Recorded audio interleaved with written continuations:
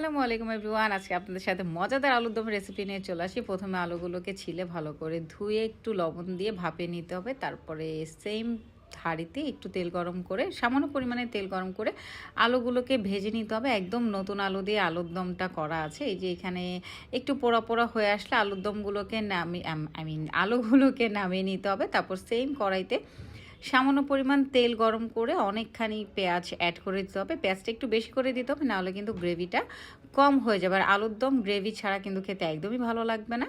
So ওর কাছে মনে হচ্ছিল তেলটা একটু কম হয়েছে। সো সেকেন্ড টাইম আবারও সিয়াম তেল অ্যাড করে দিল। এখানে অ্যাড করে দিল 1 চা চামচ হলুদের গুঁড়া, 2 চা চামচ মরিচের গুঁড়া, দিয়ে দিবে স্বাদ মতো লবণ। এখানে টেস্টিং সল্ট অ্যাড করে দিয়েছিল হাফ চা চামচের মতো, 4টা এলাচি দিয়ে দিয়েছিল, হাফ চা চামচের মতো গোলমরিচের গুঁড়া দিয়েছিল তেজপাতা, দিয়েছিল 2 থেকে 3 টুকরার মতো দারুচিনি।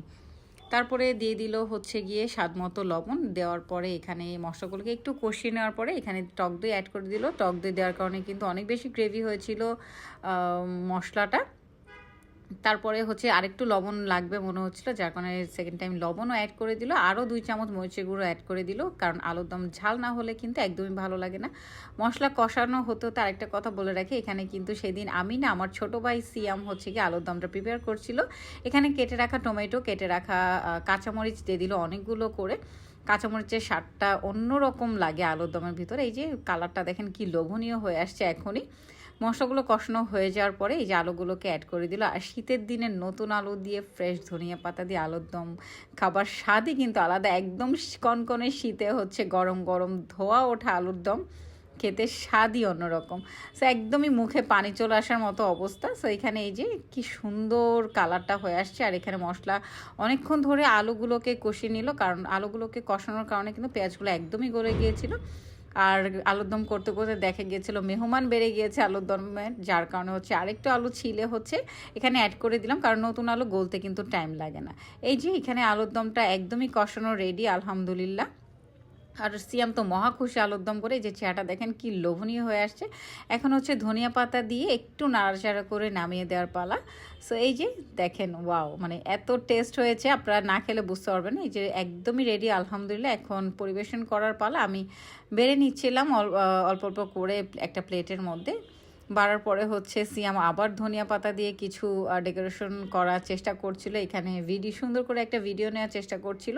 আর আমি হচ্ছে গিয়ে খেয়ে রিভিউ দেওয়ার চেষ্টা করছিলাম। অনেক বেশি মজা হয়েছিল। আপনারা অবশ্যই বানিয়ে খাবেন। আর খেতে খেতে একটা কথা বলে রাখি, পেজে এসে একটা করে লাইক দিয়ে দিবেন, ভিডিওটা ভালো লাগলে শেয়ার করে দিবেন। আর আপনারা অবশ্যই বাসায় রান্না করে খাবেন। অনেক বেশি মজা হয়েছিল আলহামদুলিল্লাহ। থ্যাংক ইউ সো মাচ সিয়াম, এত মজা করে আমাদেরকে আলুর দম রান্না করে খাওয়ানোর জন্য। আর এখানে হচ্ছে আমি টক বানিয়ে নিয়েছিলাম। আমি যেহেতু টক কম খাই, যার কারণে আমি অল্প একটু পরিমাণে টক নিয়ে নিয়েছিলাম।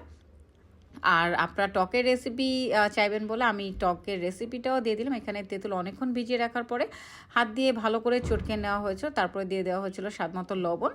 এখানে অনেকখানি করে মরিচের চিলি ফ্লেক্স দেওয়া হয়েছিল। তারপরে দেওয়া হয়েছিল গোলমরিচের গুঁড়া, অল্প একটু পরিমাণ টেস্টিং সল্ট। এখানে দেওয়া হয়েছিল চাট মশলা 1 চা চামচের মতো।